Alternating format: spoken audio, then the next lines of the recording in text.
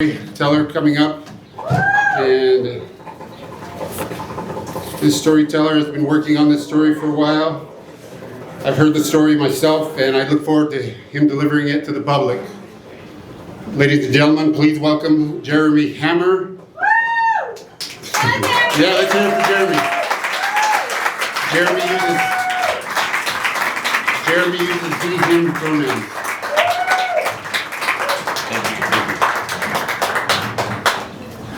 Dirty hands, clean money.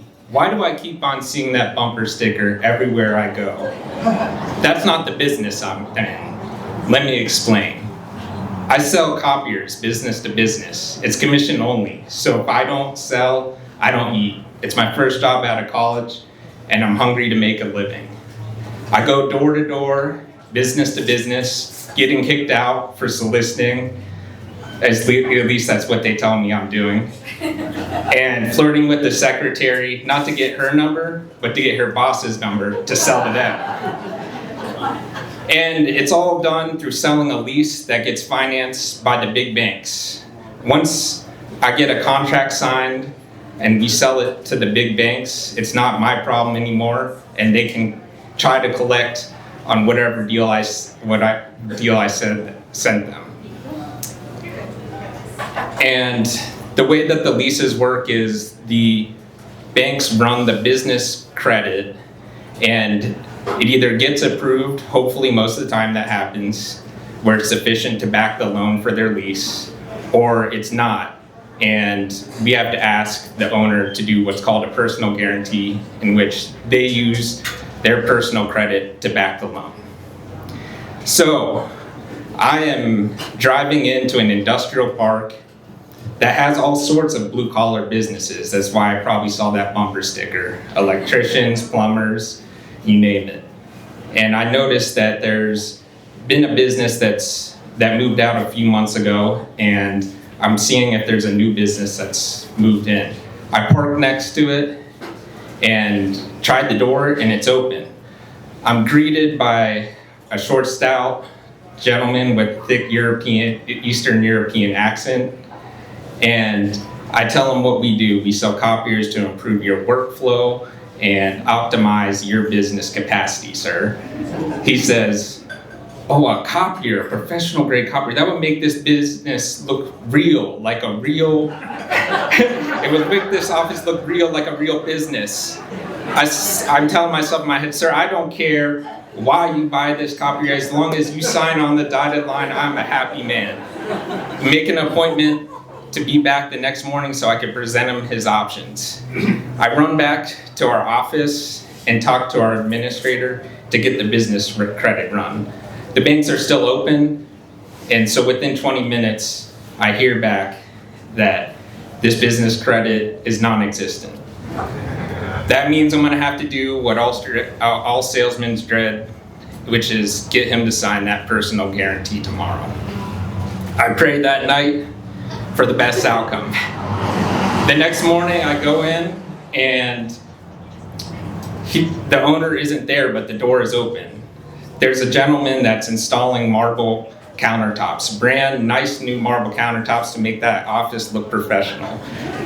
I asked him if he's seen the owner. He said no, but he hasn't paid me the deposit yet. So I'm starting this job on trust.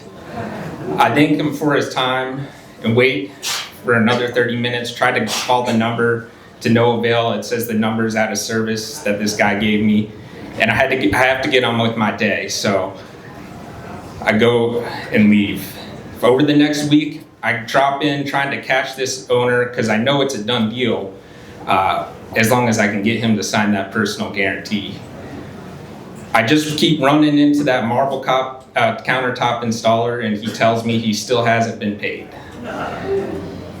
Finally, after my full day of appointments, I drop in the evening, probably 5:30 after hours, and I see the light on. I'm excited because I don't see a countertop guy working, and I see the business owner. I walk in, and he introduces me, says, "Oh, I'm sorry, sir. I had some complications come up. That's why I missed our appointment." That's okay, sir, no problem. And he introduces me to his wife, who is scantily dressed and definitely not making this business look like a real business. We go over the options, the brochures. He picks the nicest, cleanest, most professional looking copier that I have to give him, and he doesn't like that monthly payment price that I give him. I need to keep that price because my livelihood depends on it. I need that commission not to go down. So he haggles with me for a little bit, and he calls his wife back in the room suddenly and says, "Do it, babe." And she lifts up her shirt. Now, this is the first time. I've only been in the business for a few years, but such a negotiation tactic I hadn't seen before. And it worked. Not because I liked what I saw, but because it has scars burned into my eyes to this day. And I wanted that put away as soon as possible. Thank you, sir. You win. Your monthly price is dropped now to this. Cover yourself up, ma'am. I get that contract signed with that lease payment. Now I just gotta get that personal guarantee signed.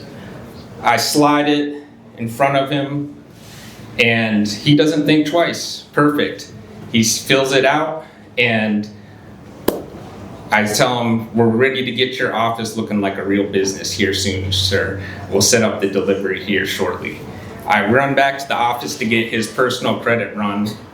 The banks are closed because it's the evening, and we'll have to wait for the next day. When I walk in the office,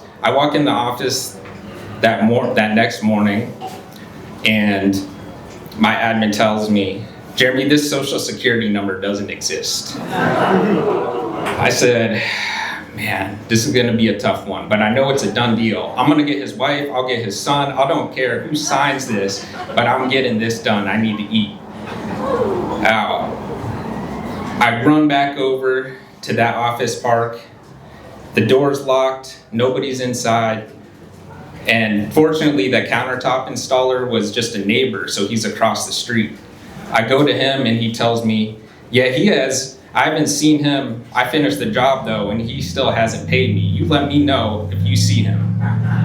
I thank him for his time, and I came up with the idea. All of this still feels funny. Me pursuing, I know this guy's not gonna be able to pay the bank, but I'm doing it anyways because it's not my problem as soon as I sell it to the bank, no matter what you think about big banks. And I have a current client who's the owner of the industrial park, so I go and talk to them. I ask them if they've seen him, and I ask them, I forget what he even does. I still don't know to this day, or what he claimed to do. What does he do? They say, "I don't know, but his son's kind of flipped cars outside in the parking lot." I ask them, "Has he paid rent?" And they tell me, "We made a deal with him. If he replaced the countertops with nice new marble countertops, we give him 3 months of rent for free." I sighed, I thanked them for their time, and walked back out the door. At that moment, I realized I had been seeing this dirty hands, clean money. And what it means is making an honest living, doing an honest day's work, and getting honest money for doing that work. I had not been doing that at all. And at that point, I made a decision that eventually led to my resignation. Because that day, I decided that even though I had clean hands, I wasn't a blue collar worker, I was gonna have clean money. Thank you.